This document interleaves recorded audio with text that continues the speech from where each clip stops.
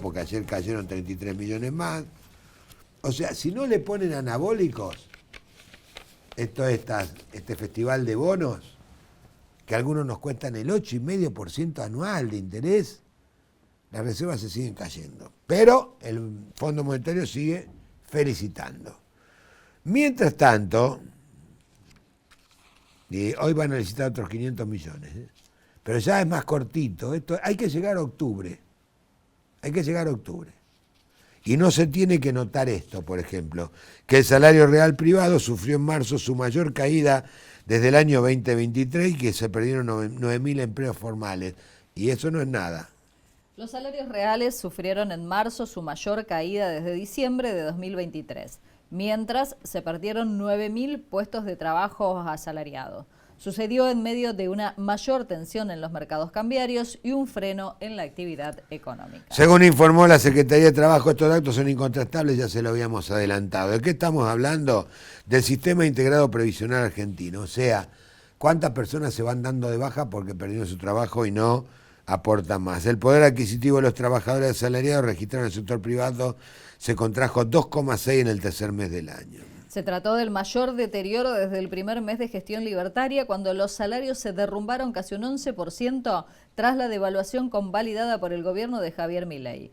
Abril mostró la tercera caída consecutiva. Según el CIPA, en ese periodo el descenso acumulado giró en torno al 4%. En paralelo, 7.300 asalariados registrados menos, o sea, despidos, 800 menos en un mes. En el sector público, 900 menos en el segmento de trabajadores de casas particulares. O sea, saldo negativo, 9.000 empleos salieron del sistema en solo un mes. Estamos hablando de la gente que está en blanco y registrada. A partir de estos últimos datos, en la era Milei ya se perdieron más de 195.000 puestos de trabajo, de los cuales más de 115.000 corresponden al sector privado. A nivel sectorial, la construcción y la industria manufacturera fueron las actividades más golpeadas, con una destrucción de 62.000 y 31.300 empleos respectivamente. La industria fue la más afectada en marzo, con una baja de 4.000 fuentes laborales. Bueno, y ahora faltan las quiebras, ¿no? Porque OCA presentó en convocatoria y debe una cantidad de plata que no le va a pagar al ANSES. Son 5.000 puestos de trabajo. General Motors penden de un hilo, ahora vamos a importar automóviles. Verónica, creo que la láctea, que también está ahí con muchos problemas también, dando vueltas. Sancor no se sabe.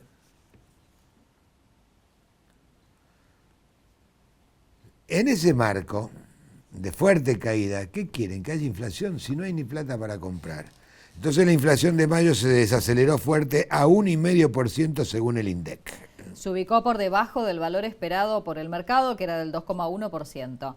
En mayo, la menor volatilidad del dólar tras la flexibilización del cepo influyó positivamente en el dato, así como también la baja de combustibles, la menor alza de tarifas y el hot sale. ¿Por qué tenemos que creer esto? 1,2% bajaron los combustibles. Después de haber subido un 300%, ¿nos tenemos que creer esta pavada? En mayo, la menor volatilidad del dólar tras la flexibilización del cepo, influyó positivamente en el dato. La relativa estabilidad del tipo de cambio, que se ubicó en torno a la mitad de la banda. Qué lindo, qué lindo. Yo me acuerdo cuando le escribía los discursos empresarios, era tan fácil. Pues yo le he escrito discursos empresarios importantes para congresos nacionales. Era tan fácil. Uno sabe es de manual. Sí, tan de manual. Tan de manual. La relativa estabilidad del tipo de cambio, que se ubicó en torno a la mitad de la banda, ayudada por el resultado positivo en términos de mercado de las elecciones en Cava, y la intervención del mercado de futuros contribuyó a la desaceleración del indicador. En ese chiste nos comimos 2.100 millones de dólares en 3 meses de reserva, interviniendo en los mercados futuros. A eso se suma una demanda que todavía no responde del todo, con datos de todavía salarios y empleo que continúan complicados. No responde del todo. A mí me da la idea. O sea, no responde del todo, algo responde. No responde. Pregúntele a los empleados de las galerías comerciales acá en Rosario, que se la pasan todo el día con el TikTok. La división que registró el mayor aumento en el mes fue comunicación, con el 4,1%, por subas de servicios de telefonía e internet. Le siguió restaurantes y hoteles con un 3%, por las alzas en restaurantes y comidas fuera del hogar. ¿Sabe cuál es la trampa? Comunicación subió el 4,1%, pero en el ponderado, porque se hace una proporción de cómo incide cada cosa en los gastos. Sí. En el ponderado, comunicación solo es el 3% del gasto de un hogar. Usted gasta solo el 3% de sus ingresos en telefonía, internet, No. el cable y todo. No. Bueno, pero así se consiguen estas cifras. Todo el mundo sabe que es trucho. Todo el mundo sabe que luz, gas, combustible, telefonía, es un dolor de cabeza cada vez más grande, el gasto fijo. Pero acá incide en total un 10%, y claro, puede aumentar un 50%, ¿qué te da? El 0,5%, nada. Bueno, en el otro extremo, las dos divisiones que registraron las menores variaciones en marzo de 2025 con respecto al mes previo fueron alimentos, bebida no alcohólica 0,5% y transporte 0,4%, y por eso la inflación da maravillosamente 1,5%. Ante este gobierno nacional se le va a decir, tenemos al mejor ministro de Economía de la historia. Yo no tengo llevando la cuenta cuánto de la inflación del mejor ministro de Economía de la historia, pero el año pasado dio mucho más del 100% y ahora va a dar más del 30%. Lo quiero decir, no le quiero aguar la fiesta a nadie, por las dudas. Pregunta, vuelvo a lo del comienzo del programa de hoy de Mañana Express. ¿Cuál fue la inflación durante el kirchnerismo? De Kirchner, de Néstor. 8% anual. Esta va a ser el triple. 8% anual y creciendo. 8% anual y recuperando a lo pavote empleo.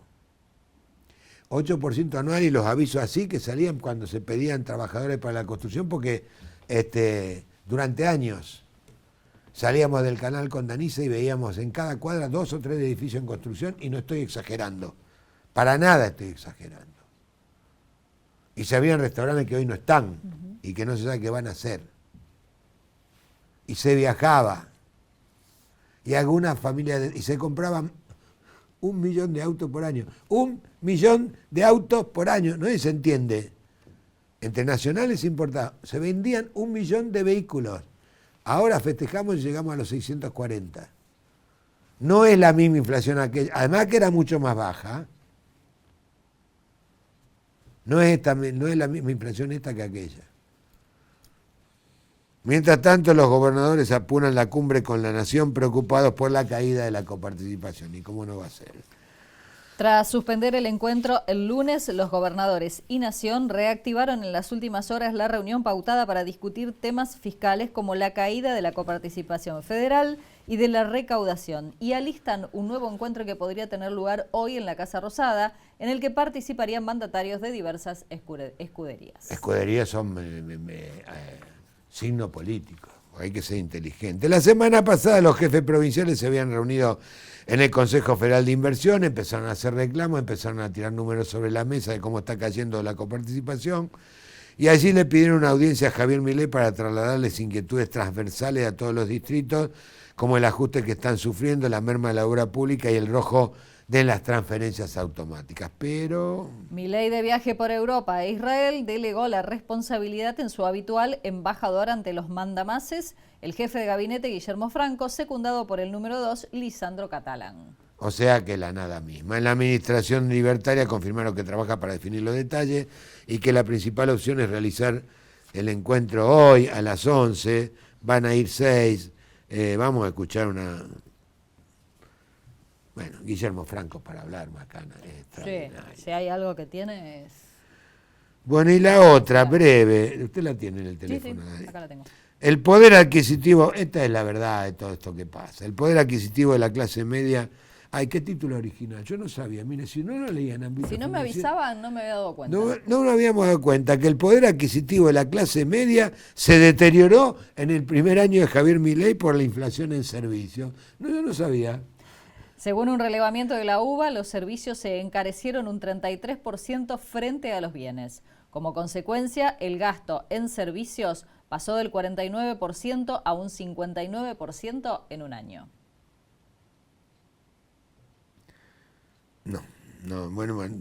Durante el primer año del gobierno de Javier Milei, el poder adquisitivo de la clase media se deterioró. Mirá vos.